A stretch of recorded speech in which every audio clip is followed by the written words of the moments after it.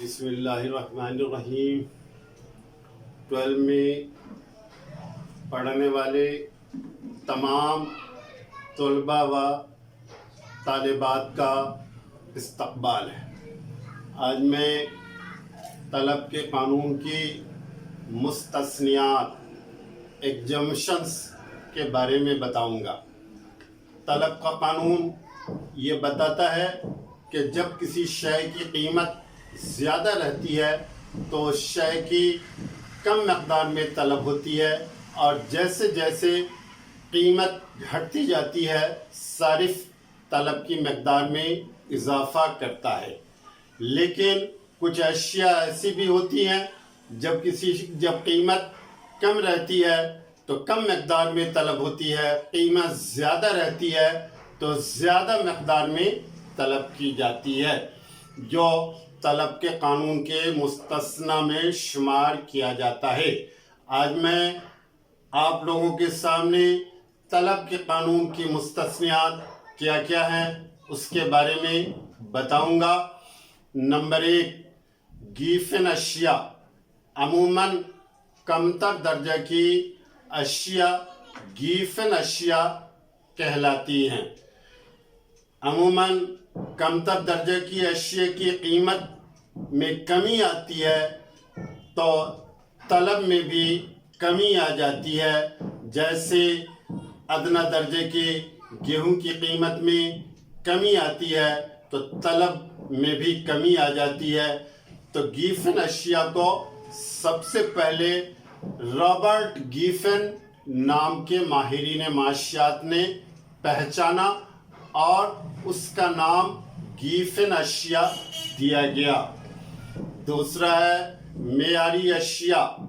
کچھ اشیاء معیاری اشیاء ہوتی ہیں جس کا استعمال دولت مند طبقہ کے لوگ بطور فخر کرتے ہیں، جس کی قیمت میں اضافہ ہونے پر طلب میں بھی اضافہ ہوتا ہے۔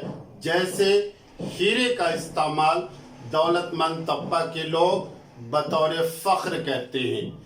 تیسرا ہے لا علمی۔ لا علمی کا مطلب ہے جانکاری نہیں۔ کبھی کبھی صارف لا علمی کے سبب بھی، جانکاری نہیں ہونے کے سبب بھی کم قیمت پر کم مقدار میں طلب کرتے ہیں اور زیادہ قیمت پر زیادہ مقدار میں طلب کرتے ہیں۔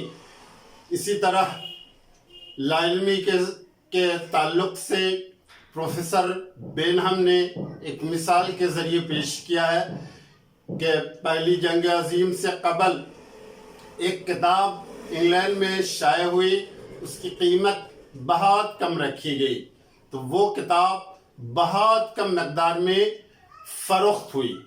صارف ناشر نے، پبلیشر نے اسی کتاب کو دوسری جنگ عظیم کے بعد شائع کیا تو اس کی قیمت بہت زیادہ رکھ دی۔ بہت زیادہ رکھ دینے کے سبب بازار میں وہ کتاب بہت زیادہ مقدار میں فروخت ہونے لگی۔ اس سے یہ واضح ہوتا ہے کہ جب کسی شے کی قیمت کم رہتی ہے تو فروخت کنندہ اسے نظر انداز کرتے ہیں کہ یہ کتاب معیاری نہیں ہے، پڑھنے کے لائق نہیں ہے، اسے نہیں خریدا جائے۔ قیمت زیادہ رہنے پر وہ زیادہ مقدار میں خریدنا چاہتے ہیں۔ چوتھا ہے صارف کا نفسیاتی نظریہ۔ کبھی کبھی صارف نفسیاتی طور پر خیال کرتا ہے کہ قیمتی اشیاء عمدہ قسم کی اشیاء ہوتی ہے، اس لیے برانڈڈ اشیاء کی قیمت زیادہ رہنے پر بھی صارف زیادہ مقدار میں طلب کرتے ہیں۔ پانچواں ہے مستقبل میں قیمت میں اضافے کا امکان۔ اگر صارف کو مستقبل میں کسی اشیاء کی قیمت میں اضافے کا امکان ہوتا ہے تو وہ موجودہ قیمت سے زیادہ قیمت پر بھی اشیاء خرید کر ذخیرہ کر لیتا ہے۔ جیسے شکر کی قیمت میں بڑھنے کا امکان ہو تو صارف موجودہ قیمت سے زیادہ قیمت پر بھی شکر خرید کر ذخیرہ کر لیتا ہے۔ شرح نمائش کے اثرات۔ نمائش کے اثرات کا مطلب ہے غریب طبقہ کے لوگوں کا امیر طبقہ کے لوگوں کے استعمال کی اشیاء کو نقل کرنا نمائش کے اثرات کہلاتے ہیں۔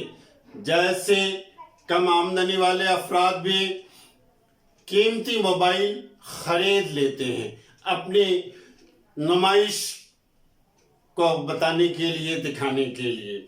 7واں پوائنٹ ہے عادات اشیاء۔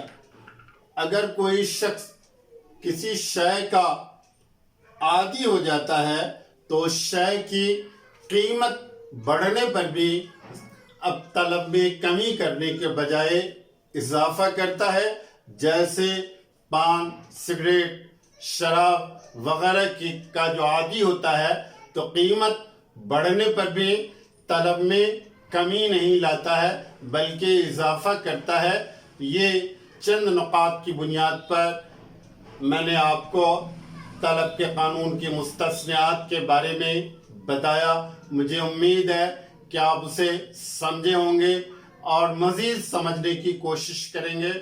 شکریہ۔